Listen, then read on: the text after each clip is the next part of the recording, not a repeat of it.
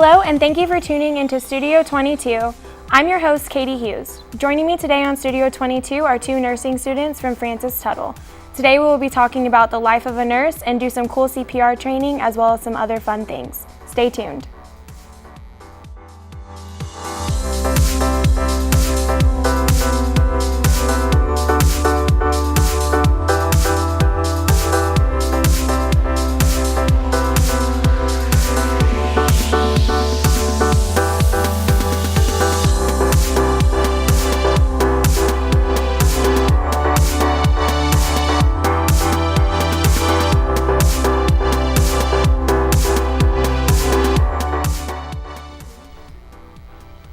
Welcome back. So today we are here with Leslie Gonzalez and Sierra Gradick. So Leslie, you were actually a student here once upon a time, correct? I was here for a year and a half, and then I transferred out. Okay. Were you always wanting to do nursing? Originally, no. My plan was to be a music teacher, and then I wanted to be a psychologist, and then I decided on nursing after a while, but that's how I ended up here. Okay, and then Sierra, you didn't go here, but you were planning on it once upon a time? Yeah, that's correct. I was planning on coming here at one point. Things just didn't work out, so okay. It happens. Yeah, no, it happens. Well, now you guys are at Francis Tuttle, correct? Mm-hmm. Awesome. So let's start with, how old are you guys? I'm 22, and yeah, I'm at Francis Tuttle. I'm 22, going to be 23 here in about 2 weeks, going to Francis Tuttle. Woo. Okay, and you just found out you're pregnant. Congratulations.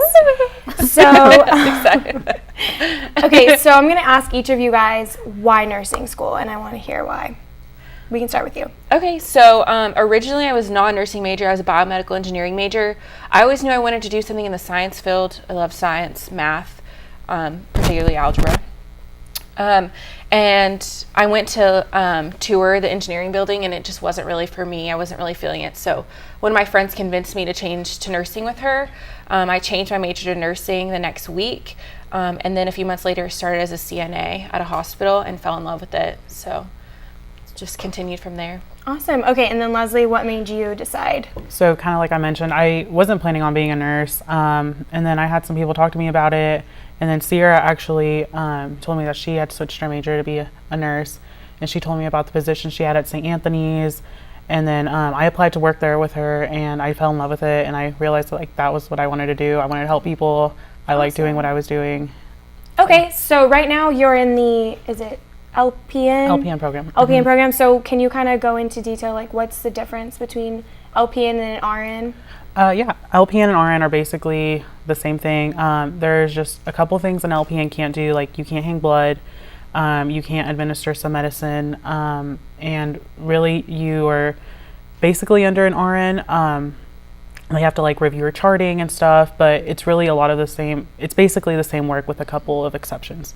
Okay. So, I remember when I used to want to be a nursing major actually too, and we actually had a class together. It was really hard. How did you overcome, I had to change my major because I just couldn't do it, but how did you overcome all that stuff and getting better grades and passing and stuff like that? One of the biggest things I learned this year in school, nursing school, was how to study. And that sounds really simple, but it's a really big factor in doing well in school. So I learned what my study habits were and what the best for me was. Schools are, though, you have to want it. You have to want to pass. Definitely. You have to want to study, or else you're not going to do well. Definitely. So both of you, I want you to tell me what your study thing is, what you're good at. I'm good at verbal. What about you guys? I'm an auditory learner for sure. So listening and re-listening, and then being able to talk it through with people helped me a lot. Just making sure I had to teach it to someone, or else I knew that I didn't know the information. You know what I mean? I'm definitely a visual learner. I learn from seeing people do things, then also auditory, taking good notes, reviewing them later. Perfect. Okay, well, we'll be right back after this break. Chet is a 21-year-old college student. Luther is an 11-year-old fifth grader. Chet likes to play frisbee. Luther prefers video games. Chet likes to eat an apple for breakfast. Luther likes to eat sugary cereal. Chet has a girlfriend. Luther thinks girls have cooties. Chet is Luther's big brother.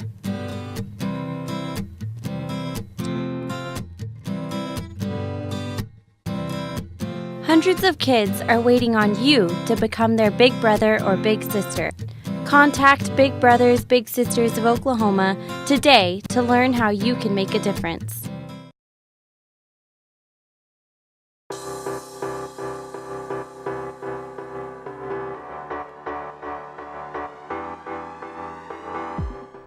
Okay, thank you and welcome back. So we're still here with Leslie and Sierra. So now I want to talk to you guys about working at St. Anthony's as a CNA. Sierra, first, how did you find that job? So originally I applied at Mercy, and I heard it was really hard to get a job there. So I had an interview. I didn't get it. And then one of my fellow classmates did a presentation in my speech class about his job at Saints. And he's like, I love it so much. I love what I do. So I was like, oh, that's a good idea. Like, I never even thought about applying to another hospital. So I went online on Indeed. I applied at Saints. Got a call the next week, had an interview with 2 different floors. And then one of them didn't go so hot. And then the other one went awesome. I like pretty much felt like I'd gotten the job after the interview. And then so I got a call that same afternoon and she was like, I want you to think about it for a day, but I want to offer you the position. So it's pretty quick. And what about you, Leslie? I know you mentioned it earlier, but... Yeah, so Sierra, I knew Sierra, and she was like, you should apply. I like what I do. You might, this take it into consideration and make sure that this is what you want to do, kind of deal. So I applied, and it kind of the same deal. But Sierra had told me, like, this is a really hard floor. The patient load is heavy. So you have to really want it if you take this position. So I applied. It was within a week that I got a call, Wow. and I took the position the same day they offered it. And So what floor was it, and why was it the hard floor? it's a med-surg stroke floor. Stroke patients are just high acuity. They had stroke, so part of their bodies, they can't move, they can't eat. So So you had to do a lot of that for them. You do a lot of it for them. It's like almost total assist on all your patients. And then you have 12 patients generally on each side. So we'll each have a side, we'll each get 12 patients. And then so say you have 6 people who can't feed themselves on the floor, and then feeding someone takes an hour. And then of those 6 people, they're also incontinent. So you've got to think about, you got to change them, you've got to feed them on top of getting your vitals every 4 or 8 hours. So there's just a lot that goes into it that a lot of people I don't think consider. Right. So we have some people that sometimes will get mad if we don't have the time to wrap their IV to get in the shower. And I'm I'm very sorry, my patient load's just You heavy. have 20 million other patients. Literally. So you guys, the CNAs basically do that work, not the RNs at all. What's the difference? Right. So an RN, your role as an RN is to pass medications, speak with doctors, be the patient advocate, whereas the CNAs do more of The dirty work, maybe? patient care. You are with the patient at all times, basically. You do what they need you to do. If they need to go to the restroom, you take them to the restroom, you feed them, you turn them if they need to be turned, and little things like that.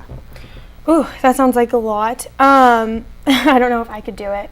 But so what else would you say, what would you say is the worst part of being a CNA and then the best part of being a CNA? I would say the worst part is just the days where you work a 12-hour shift and you don't get a lunch, you don't even get a pee break, you literally forget you have to go to the bathroom because you're just so busy. It's just constantly steady. Or the days when you get people who are nurses that aren't the most helpful, that can make your job really hard too. Okay. But I think the best thing about it is just the rewarding factor. I remember one of my favorite patients was a stroke patient, and he was unable to speak. He had a trach, which is the hole in the throat that they cut so you can breathe, and put you on a ventilator. And I had taken care of him for about a month, and I came back after 3 days, and he actually had a speaking valve and was able to speak and remember what went on. But it was a huge deal because he had a stroke in his brainstem. Oh, wow. So no one thought that he was going to recover. So it's just getting to see little steps like that, or people just making improvements, that makes the job worth it. Awesome. Okay, well after this break, we'll be showing you how to do some CPR in the Heimlich. Stay tuned.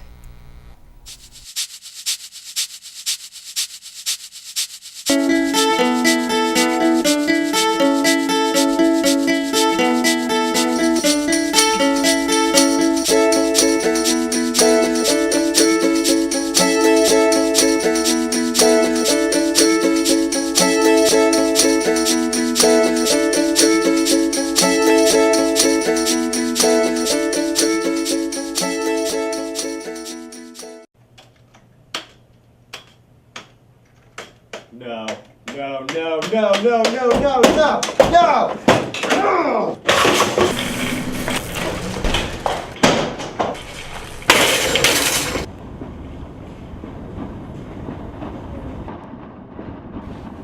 Just what do you think you are doing, Dave? I really think I'm entitled to an answer to that question. I can see you're really upset about this. I know I've made some very poor decisions recently, but I can give you my complete assurance that my work will be back to normal. Dave, stop, will you?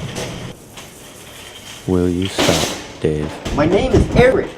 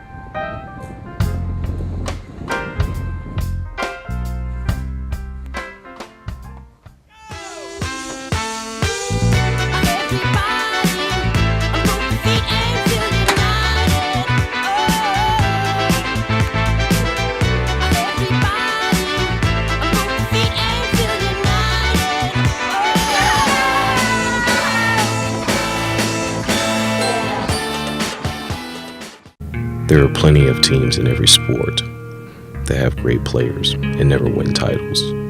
Most of the time, those players aren't willing to sacrifice for the greater good of the team.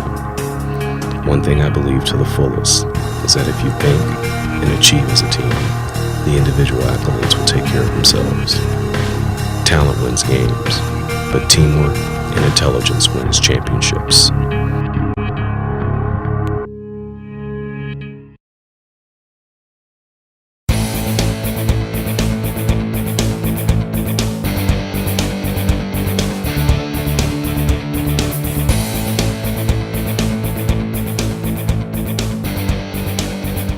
Welcome back. Here we're still with Leslie and Sierra, and they're going to show us some CPR on our little friend Annie. So yeah, Leslie, take it away. Okay, so CPR, obviously we want to do this for someone that you find unconscious, not breathing. One of the first things they tell you in CPR class is that you want to clear the scene. You want to make sure that the scene is safe. You don't want to, run in the middle of traffic and get hit trying to save someone. The next thing you want to do is you want to, assess them, make sure, see if you can wake them up. So they tell you, like sternal rub, give them a good shaking. Are you awake? Hello? Are you okay? Are you okay? Basically. Next, what they tell you to do is, check for a pulse, scream for some help. And if you can get access to an AED, that's your best bet there too. An AED is just kind of like a defibrillator. You put patches on, come with instructions, and tell you what to do. It checks for a pulse, it checks for heart rhythm, and it'll shock them.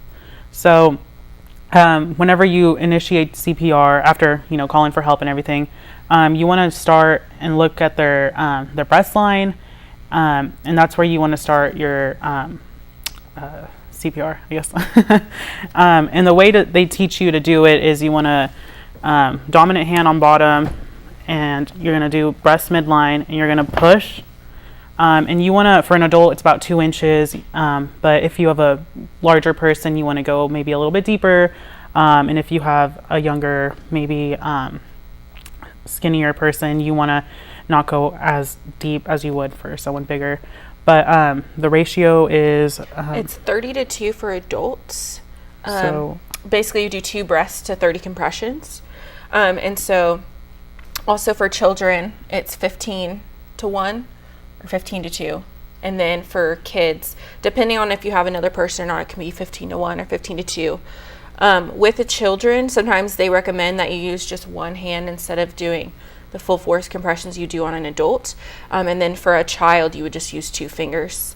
And so, like she was saying, you'd find where their breast line is, and then you would start in the middle. So essentially the center of their chest. So whenever you start, you want to do, for an adult, 30 compressions. And they tell you to count out loud. That way you keep track of how many you do. So you do 30, and then you would pinch their nose, tilt their head, and give 2 breaths. And you keep doing that until help arrives, or until they say about 2 minutes. So about 2 minutes on, 2 minutes off, and you switch continuously. So until someone comes and gets you help, paramedics arrive, police, firefighters, whoever else can help you. And isn't there a song or something that they do it to? Alive. you want to do about 100 beats per minute. So staying alive. There's another one. I can't remember. I know. There's several songs you could do. But and then I heard that you almost always break the rib. So is that true? Yeah, for patients, you're giving them pushes. You are pushing on their ribs. A lot of times you do break ribs. I actually, at the hospital the other day, had a code blue, and we ended up breaking some of his ribs, trying to save his life, but it comes with it sometimes. Yeah. So have you ever had to do CPR? Obviously, probably you have. Yeah, working on that stroke floor, we have a lot of patients who end up needing CPR. Has anyone ever not made it? We've had several not make it, but oh my goodness, you just try your best and keep going. Yeah. And so how do you deal with that? If they don't make it, how do you? It's I would cry. It's a little hard at first, but you have other patients to take care of, and at the end of the day, there's not much really you can do, but just keep going. Okay. Well, thank you very much. And after this break, we'll be doing some more things, so stay tuned.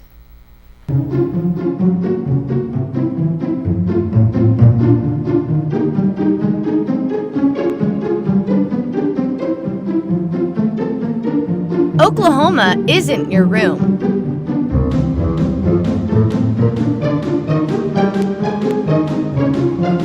So don't trash it.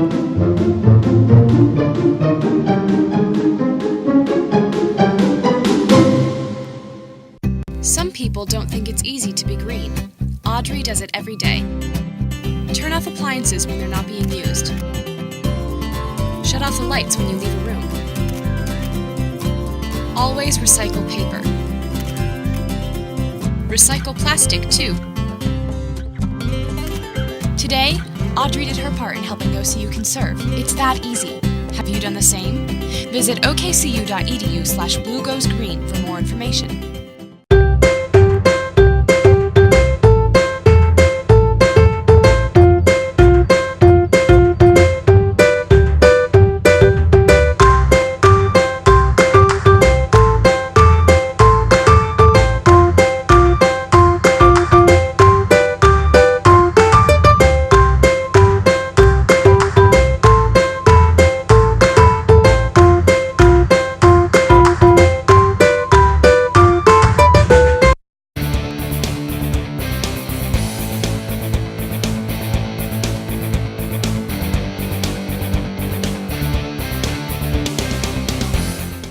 Hello and welcome back. Leslie just showed us how to do CPR. That was very interesting. I actually didn't know that there was different, would you say beats? Ratios for the person. Okay, so Leslie, tell me what you have around your neck. This is a stethoscope. We, as a nurse, one of your biggest things are assessments. You need to assess your patient. You need to listen to their lungs. You need to listen to their bowel movement, bowel sounds. You need to, just listen to their heart. So this is basically a requirement. You have to use this every day, every shift. Okay. Did you get that? Did they just give that to you, or did you have to go buy one? No, you buy them. Cool story about this, though, is my dad was in medical school in Mexico, and this was a stethoscope going through medical school, and he kind of gave it to me. So it means a lot, actually. But that's really cool. I didn't know that. Okay, well, can you show us how to do it properly on Sierra here? So earpiece, go in, and usually they have two sides, big side, little side. Little side's for babies, younger kids, big side for adults. So you turn it, and that's how you listen to it and see which side you're on. So basically, one of the assessment points is, your heart, and you have what's called an apical pulse, which is between the 5th and 6th intercostal, and that's where you like to listen most of the time if you can't find a pulse or a heart. So you just kind of put it up against the patient and you take a listen. Okay. And then you can do it also lungs on the front, lungs on the back. Okay. And then another point is, their GI and GU, and listen to their bowel sounds. Awesome. Okay. So I have another question. Every time I go to the doctor and I have to like give blood or anything like that, they're always, it's really hard finding my veins. I guess they're like, they hide or something. I don't really know. So how would you properly find a vein? Can you show me on Sierra's arm? Sure. So you need a tourniquet. What's a tourniquet? A tourniquet is just like a piece of rubber. You put it around someone's arms or wherever you're gonna stick them at. Okay. And it just cuts off circulation, makes their veins pop up. So I don't have one with me, but we would put it on Sierra's arm right here. And what we're taught in school is to feel. They'll start to pop up. You feel for it, you look for it, and you're told that you want to go off feel and not necessarily just what you see, because that's not always accurate. So here is a good place to do it. At the crease of your arm, you have a lot of veins here. And then most of the nurses tell me the hand is a really good place too. Your veins are trapped between your bones. So that's a good place to do it. And you just kind of want to aggravate them a little bit and go in at 15 degrees and then stick them. Ooh, I could never do that for sure. Does it gross you out? Does it gross either of you out doing that? No. No? Well, good. That's why y'all are nurses. So, Leslie, it looks like you got an award at St. Anthony's called a Kudos Award. Kudos Is Award, that correct? yeah. Can you tell me a little bit about that? Sure. I honestly had no idea what it was whenever I got it. So. And you got it with one other person, correct? Sure. It was me and then the nurse that I was working with. Okay, the RN. The RN, correct. My charge nurse approached me and was like, I just want to let you know you were nominated for an award.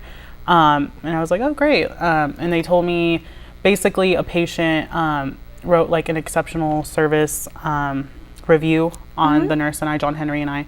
And we were awarded this award in front of St. Anthony's, not just staff, but like the president and among other people, like higher up people. Yeah. And it was just, the patient just wrote an exceptional service. So it's basically just like the patient award, like saying like thank you, and you just got an award for that. And they pick out a couple. They do this every month, and they pick out a couple people every month to just showcase, pretty much. Awesome. Well, thank you very much. We're about to have a break. Stay tuned. Hello there, folks. It looks like a beautiful day today at Oklahoma City University. On the north side, we have a 100% chance of support and hard work as the sports teams make some wins. And on the east side of campus, there's a front of beautiful music and performances coming in, so you can look forward to that. And on the south side near the quad, we're seeing a high chance of students relaxing and soaking up the sun. I'm seeing some hammocks too. And on the west side is getting a strong breeze of Z's. Students in dorms catching up on some sleep after some schoolwork. I'm Cameron Calloway. Enjoy the OCU weather.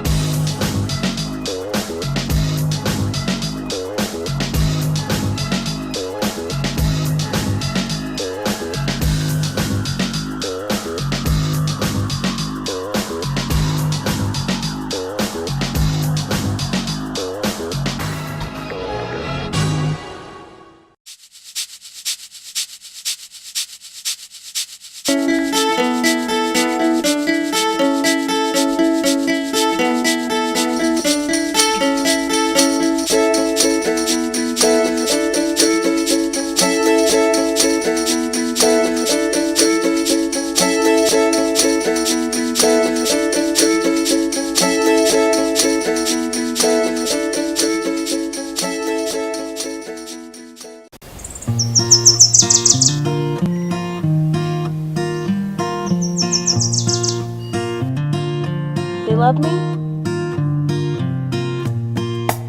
They love me not. They love me.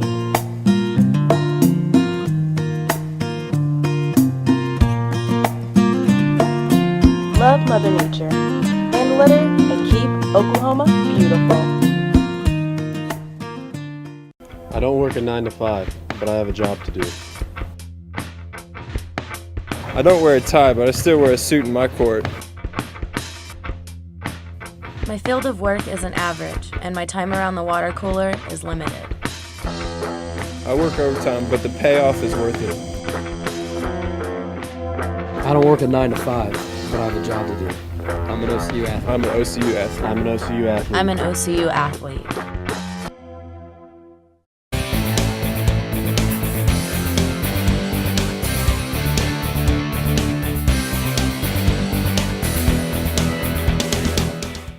Hello and welcome back. I was just going to ask Leslie and Sierra a few more questions. So, okay, I want each of you to tell me your favorite thing about nursing, like what the best reward it brings to you. So we'll start with you. Oh my goodness. I think it's tough. There's so many rewarding things, just like I said, seeing people get better, get stronger. And like, I don't know, just seeing people getting better or seeing people like progress and getting to experience that is just something that I feel like is very hard to get in any other field. So that would be like my favorite thing, is just seeing people and being able to walk again and like helping them, and if they can't do something, being able to help them do that.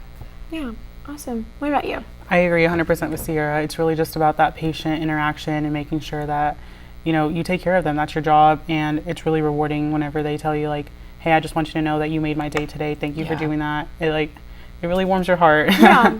But so, you legally have to pull over when you see a wreck, right? Since you're nurses, is that true? You have to, make sure that the whoever is in the accident is okay. Have y'all ever done that before?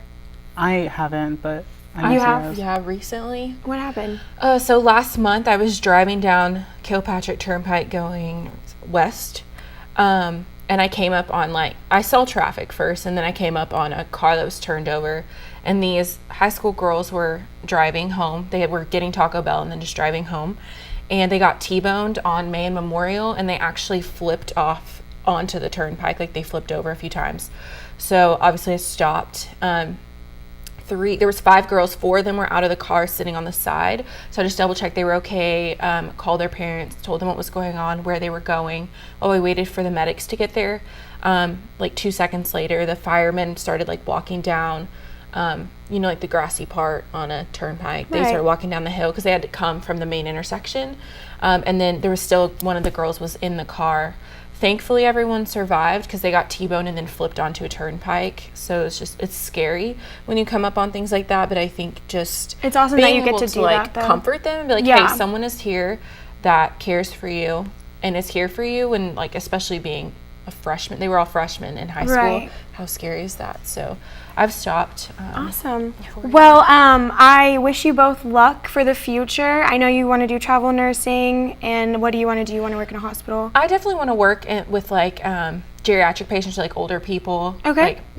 Whether it be stroke or nursing home. Okay. Well, thank you for watching our show, and tune in next week on TV Studio 22.